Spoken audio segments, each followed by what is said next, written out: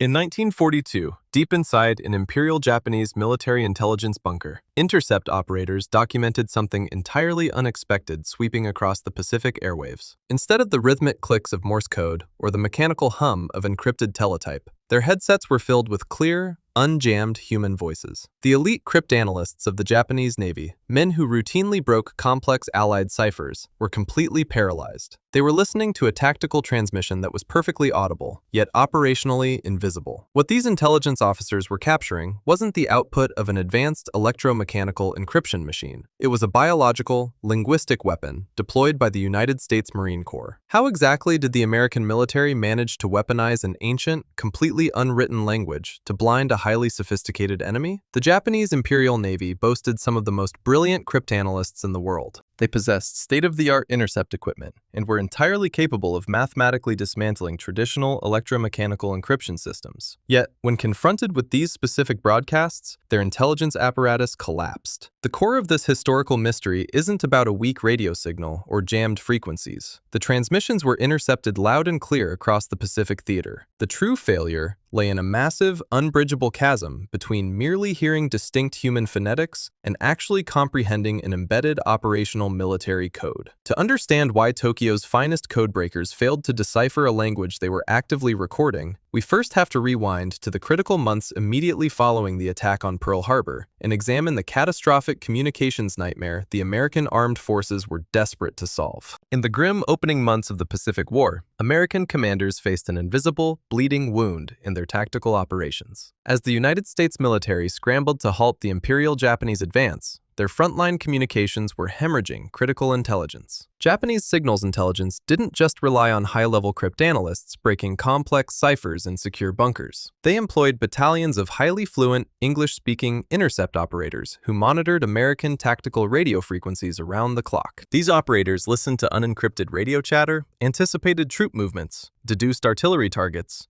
and sometimes even inserted themselves directly into American radio nets to issue fake orders or taunt unit commanders in perfect English. To counter this severe vulnerability, the military relied heavily on mechanical encryption devices and manual cipher systems. From a strictly mathematical standpoint, these traditional cryptographic methods were secure. From an operational standpoint, they were getting Marines killed. The emerging doctrine of the Pacific War relied on highly coordinated, fast-moving amphibious assaults. Infantry battalions, naval gunfire support, and close air support had to synchronize by the minute to survive. But traditional cipher machines were agonizingly slow. To transmit a single, urgent battlefield order, say, a request to shift artillery fire to a newly discovered machine gun nest, a radio man had to write the message out by hand, pass it to an encryptor, who would scramble it using a machine or a daily cipher pad, transmit the garbled text via Morse code, and then wait for the receiving unit to reverse the entire painstaking process. In the chaotic heat of combat, encoding and decoding a single operational message could take up to 30 minutes. During an amphibious landing, 30 minutes was an eternity. By the time an encrypted request for fire support was deciphered, the Marines who requested it were either overrun or the target had relocated. The military was caught in a lethal paradox. If commanders transmitted orders in the clear, Japanese intelligence instantly mapped their positions and ambushed them. If they encrypted the orders, the sheer administrative delay destroyed their tactical momentum. The United States Marine Corps desperately needed a communication system that functioned at the speed of raw human speech, yet remained absolutely impenetrable to enemy eavesdroppers. The proposed solution came from the civilian sector, pitched by a World War I veteran who had grown up on a reservation. He proposed using a Native American language to mask military communications, specifically Navajo. The linguistic architecture of Navajo made it an ideal cryptographic shield. It is an incredibly complex, deeply tonal language where a slight,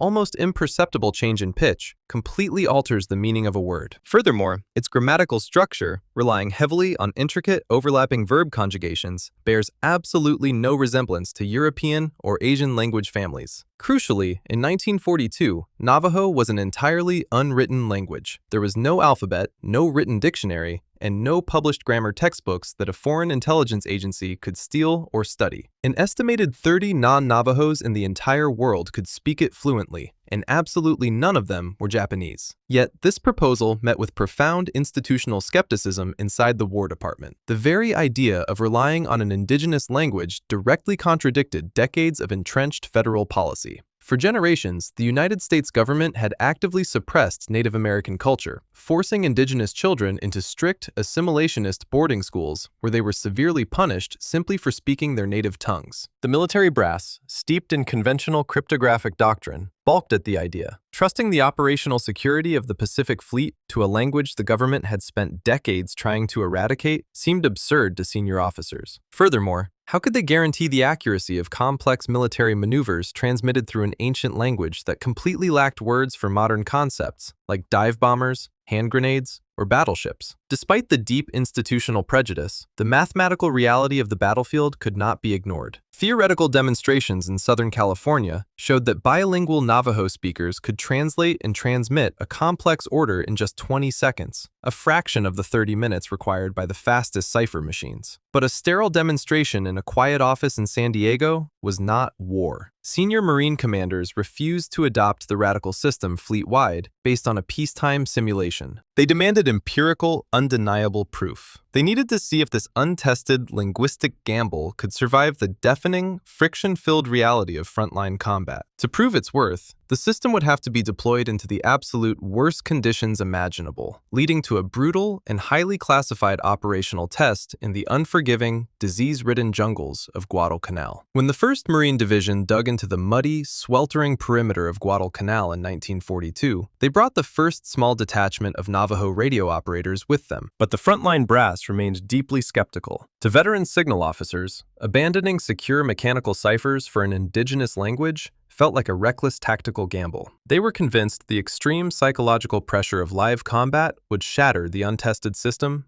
and lead to fatal miscommunications. To settle the debate, skeptical commanders staged a strict, head-to-head race directly in the combat zone. A signals officer drafted a highly complex, multi-part battlefield order, exactly the kind of dense tactical message that routinely bogged down infantry operations. He handed one copy to a standard encryption team equipped with manual cipher machines, and an identical copy to a pair of newly arrived Navajo Marines manning a portable field radio. The traditional encryption team immediately went to work, grinding through the agonizing protocol of manually scrambling the text, transmitting it via Morse code, and waiting for the receiving station to decipher the garbled string of letters. The mechanical process took them exactly 30 minutes to complete. The Navajo Marines bypassed the machinery entirely. They simply scanned the English text, mentally translated the tactical concepts, keyed the microphone, and spoke into the roaring static. On the other end, a receiving Navajo operator instantly wrote the order back down in perfect English. The entire process, translation, transmission, and precise decoding, took exactly 2.5 minutes. The commanding officers were stunned. Assuming the operators must have omitted critical coordinates to achieve that staggering speed, they demanded to check the final transcription. The message was absolutely flawless. In just 150 seconds, the operators dismantled the entrenched prejudice of the American military command. They had definitively proven that spoken encryption could radically outpace mechanized warfare while maintaining total operational security. Almost overnight, the operators transformed from an experimental curiosity into the ultimate communication weapon of the Marine Corps. But as these strange, rhythmic voices began flooding the tactical airwaves across the Pacific, they did not go unnoticed. The Imperial Japanese Intercept Network quickly locked onto the new frequencies, realized they were suddenly blind, and launched a massive, desperate effort to crack the phantom language. As the Pacific campaign violently expanded island by island, so did the volume of the phantom broadcasts. Japanese listening posts scattered across the Pacific Rim, from the heavily fortified bunkers of Rabaul to the sophisticated signals intelligence hubs in Truk, began intercepting and recording hundreds of hours of these bizarre tactical transmissions. High-grade reel-to-reel tapes of the American radio traffic were immediately classified, heavily guarded, and rushed back to the Imperial Japanese Navy's Special Communications Intelligence Bureau in Tokyo. There, inside smoke-filled analysis rooms, the most methodical cryptanalytic minds in the empire went to work. Initially,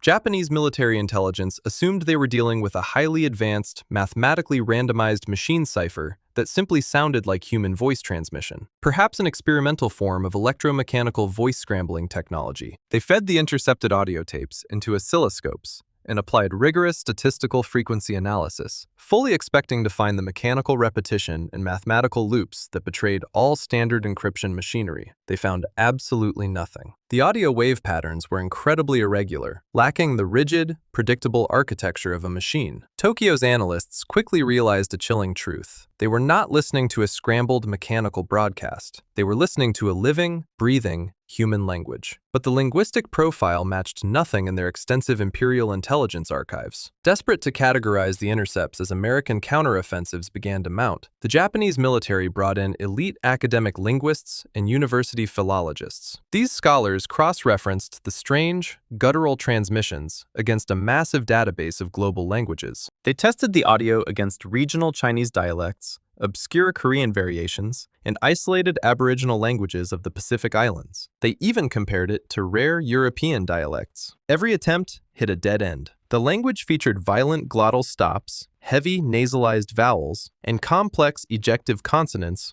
where the pitch of a speaker's voice completely altered the meaning of a sound. To the Japanese linguists, the rhythm was fundamentally alien, and they were unable to even isolate individual word boundaries. Yet what Tokyo's intelligence apparatus failed to comprehend was that identifying the language family was only the first insurmountable obstacle. Even if Japanese analysts had miraculously deduced the origin of the transmissions and placed a comprehensive Navajo to English dictionary on their desks, they still would have been operationally blind. The Americans had not simply unleashed native speakers onto the radio nets to chat in their mother tongue. Back at Camp Elliott in California, the original 29 Navajo Marines tasked with developing the system had engineered a formidable, dual-layered encryption code directly into the linguistic architecture of the language itself. It was a cipher hidden inside a language. The Navajo originators recognized a critical flaw in using pure conversational Navajo. The ancient language possessed absolutely no vocabulary for the mechanized implements of 20th century warfare. There were no native words for dive bombers, hand grenades, aircraft carriers, or mortar tubes. If a frontline radio operator simply inserted the English word submarine into a stream of Navajo syllables, a listening Japanese intercept operator would instantly recognize the term, deduce the tactical context, and compromise the entire transmission. To seal this vulnerability, the Navajo operators constructed a highly classified substitution dictionary. They systematically assigned native terms from the natural world to represent modern military technology. A tank became Chaidagahi, meaning turtle. A submarine became Beshlo, meaning ironfish. A fighter plane was designated Dahe Tihi, the hummingbird, while a heavy bomber became a buzzard. Hand grenades were potatoes, and battleships were whales. This structural wall meant that even if a Japanese interceptor perfectly understood the literal translation of a broadcast, the tactical intelligence remained entirely obscured. A Japanese linguist might hear that a turtle was moving past the potatoes, but they would have no way of knowing that an American armored column was flanking a minefield. As the brutal realities of the island-hopping campaign dictated more complex maneuvers, this native substitution vocabulary rapidly expanded, revealing a second layer of encryption that mathematically baffled Tokyo's analysts. The operators soon realized they needed a mechanism to transmit highly specific, unpredictable information, like the names of obscure jungle villages, specific commanding officers, or unique geographic coordinates that were not included in their predetermined military dictionary. To solve this, they engineered an evolving phonetic spelling alphabet. They would use a Navajo word to represent an English letter. For example, the English letter A was represented by the Navajo word for ant, walachi. However, the Code Talkers were acutely aware of the primary vulnerability of standard cryptographic alphabets. If they used the exact same Navajo word for a high-frequency English letter every single time, Japanese intelligence would eventually crack the system using basic statistical frequency analysis. To shatter this vulnerability, they introduced a staggering level of randomized complexity. For the most frequently used letters in the English alphabet, they assigned up to 3 entirely different, interchangeable Navajo words. The letter A could be ant, but it could also be represented by the Navajo words for apple or axe. The letter E could be elk, eye, or ear. A transmitting Marine could seamlessly switch between these terms in the middle of spelling a single word. When Japanese cryptanalysts tracked the syllable frequencies of these specific intercepts, the statistical patterns of the English language were entirely erased. The mathematical distribution of sounds appeared completely random, neutralizing the very foundation of Japanese cryptanalysis and turning their statistical charts into meaningless static. But the most impenetrable layer of defense shielding this linguistic weapon was not mathematical. It was a draconian operational mandate enforced by the highest levels of the United States Marine Corps Command. Standard military encryption was fundamentally tethered to physical hardware and vulnerable paperwork. Cipher systems relied on bulky encoding machines, printed daily key lists, and thick, highly classified codebooks. If a frontline command post was about to be overrun by enemy forces, signal officers had to frantically pour thermite over their machines and burn their codebooks to prevent the enemy from capturing and reverse engineering the system. The Marine Corps eliminated this catastrophic vulnerability entirely. They issued a strict, uncompromising directive. Absolutely no written Navajo codebooks or translation manuals were permitted on the front lines. None. When a Navajo Code Talker deployed into a combat zone, the entire cryptographic dictionary, which eventually expanded to encompass over 400 highly specific military terms, alongside the multivariant phonetic alphabet, had to be permanently hardwired into his brain. Under the unimaginable psychological terror of incoming artillery fire, severe sleep deprivation, and the suffocating heat of the jungle, these Marines had to instantly recall the precise tonal inflection for a complex grid coordinate without ever glancing at a reference sheet. They were forced to mentally translate a written English tactical order into a coded Navajo substitution sequence, speak it into a radio, and reverse the process for incoming traffic, all while operating under direct enemy fire. The code existed exclusively inside the living memories of the men speaking it. If a radio operator fell in combat, his encryption key died with him in the mud. Japanese infantry units could overrun an American position, capture the radios, and search the bodies, but they would never find a single scrap of paper explaining the mechanics of the transmissions. They were desperately hunting for a translation manual that simply did not exist. By late 1943,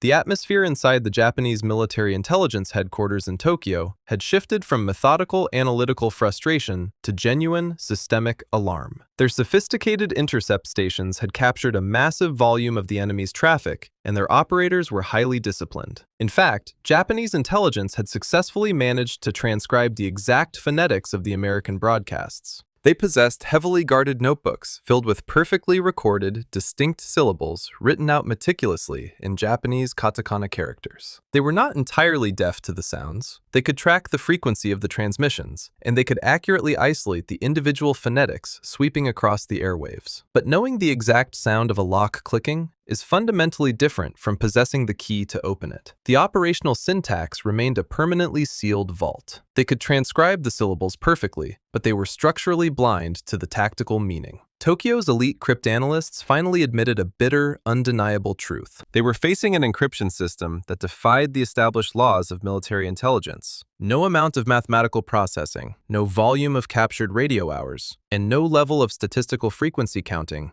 was ever going to break the operational code. The Americans had effectively bypassed the science of cryptography by weaponizing the human mind. Japanese intelligence realized that to pick a lock constructed entirely out of living memory, they could not rely on machines, mathematics, or academic linguists. They needed a human key. They needed a native speaker, alive and in their custody, to forcefully bridge the gap between the phonetics they had transcribed and the tactical meaning they were blind to. And as the Japanese military consolidated its brutal grip over the territories conquered in the chaotic early days of the war, specifically during the devastating fall of the Philippines, they actually found one. His name was Joe Kiyumiya. He was a United States Army soldier, a Navajo who had surrendered in 1942, alongside thousands of American troops during the disastrous collapse of the Philippines. He was not a Marine, and he had no connection to the highly classified Code Talker program developed in California. To the Japanese military, however, Kiyumiya was the golden ticket, a living Rosetta Stone trapped in their prisoner of war network. Imperial intelligence officers identified his heritage and pulled him from a squalid prison camp.